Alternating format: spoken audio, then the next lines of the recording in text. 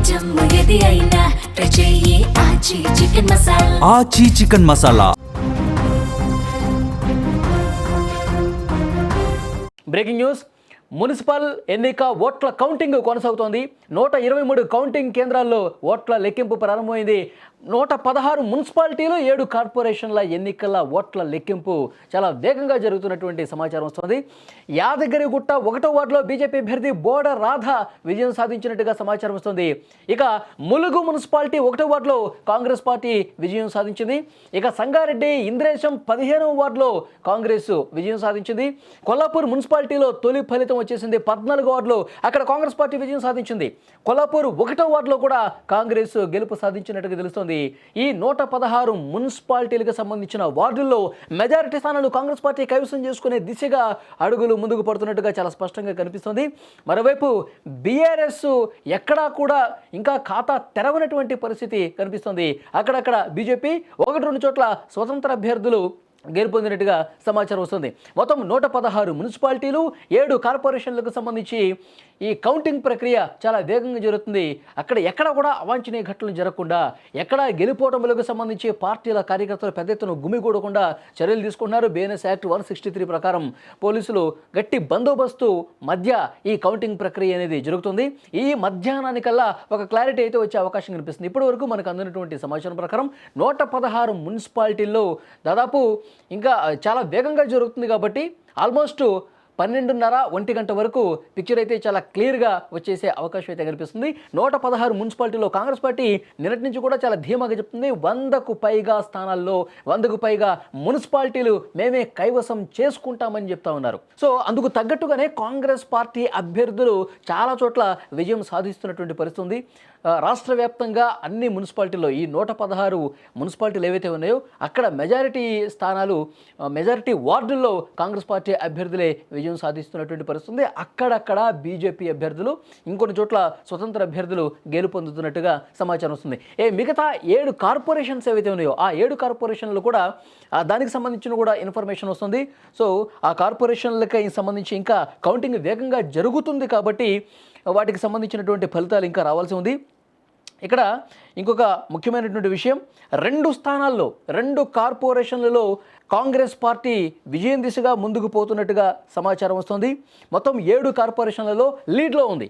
2 కార్పొరేషన్స్లో Congress party lead కొనసాగుతుంది. ఇంకా మిగతా 5 కార్పొరేషన్లో కూడా ఎవరు కూడా ఇంకా లీడ్ అయితే కనిపించట్లేదు. 7ట్లో 2 స్థానాల్లో మాత్రం 2 కార్పొరేషన్స్లో మాత్రం కాంగ్రెస్ పార్టీ గెలుపు దిశగా ముందుకు పోతున్నట్టుగా సమాచారం వస్తుంది. ఇక మున్సిపాలిటీల్లో 61 చోట్ల కాంగ్రెస్ పార్టీ విజయం దిశగా ముందుకు పోతున్నట్టు కనిపిస్తుంది. అంటే లీడ్ కనిపిస్తోంది. 61 స్థానాల్లో 61 వార్డుల్లో, మున్సిపాలిటీల్లోని 61 వార్డుల్లో ఇప్పటి వరకు కాంగ్రెస్ పార్టీ లీడ్ కనిపిస్తోంది. దాదాపు 10-15 స్థానాల్లో, అంటే 10-15 వార్డుల్లో మాత్రమే బీఆర్ఎస్లో కొంత లీడ్ కనిపిస్తుంది.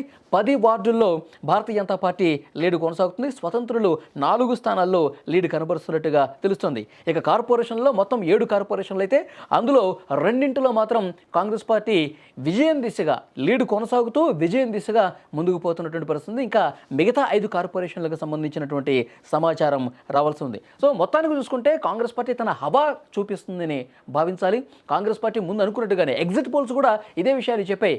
ఎక్కువ స్థానాలు, దాదాపు 70-80 స్థానాల వరకు కూడా మున్సిపాలిటీల్లో డెఫినెట్గా కాంగ్రెస్ పార్టీ, అధికార కాంగ్రెస్ పార్టీకే కొంత ఎడ్జ్ ఉండే అవకాశం ఉంది, విజయం సాధించే అవకాశం ఉందని చెప్పి ఎగ్జిట్ పోల్స్ కూడా చెప్పాయి.